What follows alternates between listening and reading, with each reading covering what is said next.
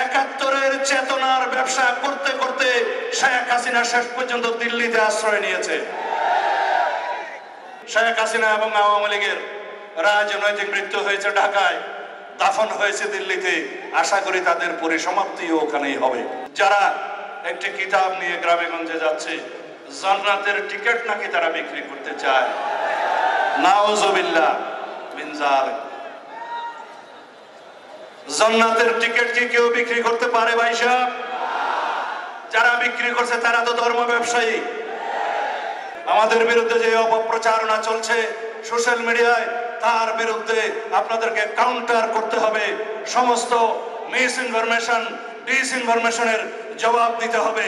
আমরা যেন সেটাতে মনোযোগ দেই। আপনারা বেশি বেশি করে টুইট করবেন, বেশি বেশি করে আপনারা অন্যান্য সোশ্যাল মিডিয়ায় অ্যাক্টিভ হবেন।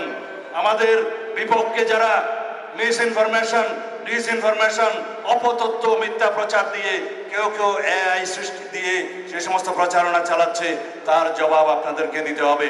বিশেষ করে আমাদের তরুণ বন্ধুদের প্রতি সে আহ্বান জানাবো। কেউ কেউ বলছে বিচার না হলে নির্বাচন হবে না, কেউ কেউ বলছে সংস্কার বাস্তবায়ন না হলে নির্বাচন হবে না, কেউ বলছে এটা না হলে নির্বাচন হবে না। আপনারা কি সবাই নির্বাচনের জন্য প্রস্তুত? বাংলাদেশের মানুষ নির্বাচনের জন্য প্রস্তুত? রাস্তায় যারা আজকে বলছে ইসলামের জন্য একটি আলাদা বাক্স বসাই, দেখি ওখানে কি হয়। আমি আপনাদেরকে বলতে চাই, কারা এই স্লোগানগুলো দিচ্ছে আপনারা বুঝে নেন। ইসলাম কোনো কুটা রাজনীতি নয়, ইসলাম কোন রাজনীতির বাক্স নয়। আমরা সবাই বাংলাদেশের সংখ্যাগরিষ্ঠ মানুষ মুসলিম, ইসলাম ধর্মে বিশ্বাস করি। অবশ্যই অন্য ধর্মাবলম্বী মানুষদের অধিকার সাংবিধানিকভাবে আমরা নিশ্চিত করেছি, করব ইনশাআল্লাহ। রাজনীতি দিয়ে ইসলামকে বিভক্ত করতে চায় যে শক্তি, সেই শক্তিকে আপনারা রাজনৈতিকভাবে মোকাবেলা করবেন ব্যালটের মাধ্যমে। রাজনৈতিকভাবে মোকাবেলা করবেন ব্যালটের মাধ্যমে, ভোটের মাধ্যমে, আপনাদের বক্তব্যের মাধ্যমে। যারা একটি কিতাব নিয়ে গ্রামে গঞ্জে যাচ্ছে, জান্নাতের টিকিট নাকি তারা বিক্রি করতে চায়।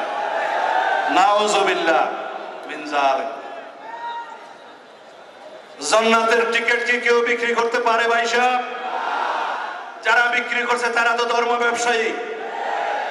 যারা বলছে মসজিদ মাদ্রাসা থেকে কওমি লাইনের মৌলানা সাহেবদেরকে বের করে দিবেন ধাক্কা দিয়ে গলা, তারা কারা আপনারা নিশ্চয়ই জানেন। সুতরাং এই দেশে ধর্ম নিয়ে রাজনৈতিক ব্যবসা চলবে না। এই দেশে একাত্তরের চেতনার ব্যবসা করতে করতে শেখ হাসিনা শেষ পর্যন্ত দিল্লিতে আশ্রয় নিয়েছে। তিনি বাংলাদেশকে করদ রাজ্যে পরিণত করতে চেয়েছিলেন, আল্লাহ রাব্বুল আলামিন তাকে ওখানেই আশ্রয় দিয়েছেন। আমরা বলে থাকি শেখ হাসিনা এবং আওয়ামী লীগের রাজনৈতিক মৃত্যু হয়েছে ঢাকায়, দাফন হয়েছে দিল্লিতে। আশা করি তাদের পরিসমাপ্তিও ওখানেই হবে। সুতরাং একাত্তরের চেতনা ব্যবসা যেমন বাংলাদেশের মানুষ ধারণ করে নাই, জুলাইয়ের চেতনাও যেন কেউ বিক্রি না করে এই আহ্বানও জানাই। আমরা সবাই জুলাই যোদ্ধা। যদি আমরা ঐক্যবদ্ধ থাকি, ইনশাআল্লাহ কোন ষড়যন্ত্র বাংলাদেশে সফল হবে না।